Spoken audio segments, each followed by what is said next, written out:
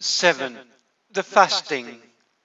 Then, Prince, this occurred to me, what if I were to practice with cutting off food entirely?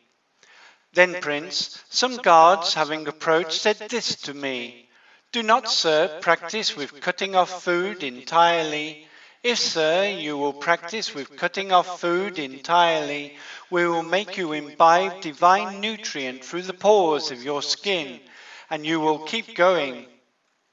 Then, Prince, this occurred to me, if I were to claim I am entirely without food, and these guards were to make me imbibe divine nutrient through the pores of my skin, and I were to keep going, that would be a falsehood for me. Then, Prince, I rejected those guards, saying, Why should I do that? Then, Prince, this occurred to me, what if I were to take food little by little, measure by measure, whether it be mung bean soup or vetch soup or chickpea soup or pea soup? Then, Prince, I took food little by little, measure by measure, whether mung bean soup or vetch soup or chickpea soup or pea soup. Then, Prince, as I took food little by little, measure by measure, whether mung bean soup or vetch soup or chickpea soup or pea soup, this body became excessively emaciated. Just like vine knots or bamboo knots, so were my limbs, both great and small, through having so little food. Just like a camel's foot, so did my buttocks become, through having so little food. Just like a twisted vine, so did my backbone become twisted through having so little food. Just like an old hall in which the main beam is rotten and broken, so did my ribs become rotten and broken through having so little food.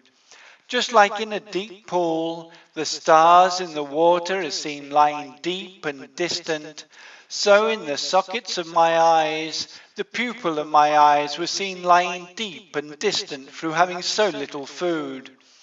Just like a freshly cut bitter gourd will become withered and shrunken through wind and heat, so did the skin of my head become withered and shrunken through having so little food. Then, Prince, thinking, I will touch the skin of my stomach, I took a hold of my backbone. Thinking, I will touch my backbone, I took a hold of the skin of my stomach. So far, Prince, did the skin of my stomach and my backbone stick together through having so little food. Then, Prince, thinking, I will pass excrement or urine, I fell down face forward right there through having so little food. Then, Prince, I rubbed this body and my limbs comfortably with my hand.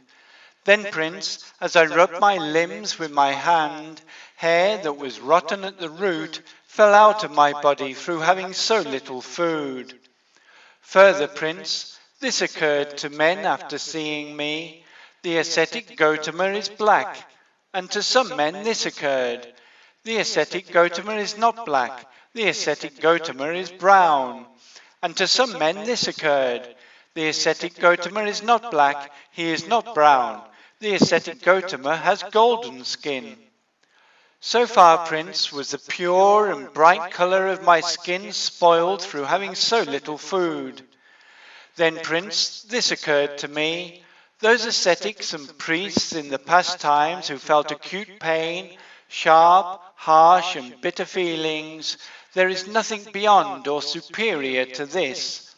Those ascetics and priests in the future times who will feel acute pain, sharp, harsh and bitter feelings, there is nothing beyond or superior to this.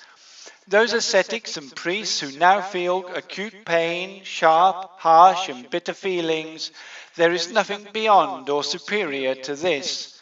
But even by undergoing this bitter austerity, I did not attain a state beyond ordinary human beings, a distinction of what is truly noble knowledge and insight.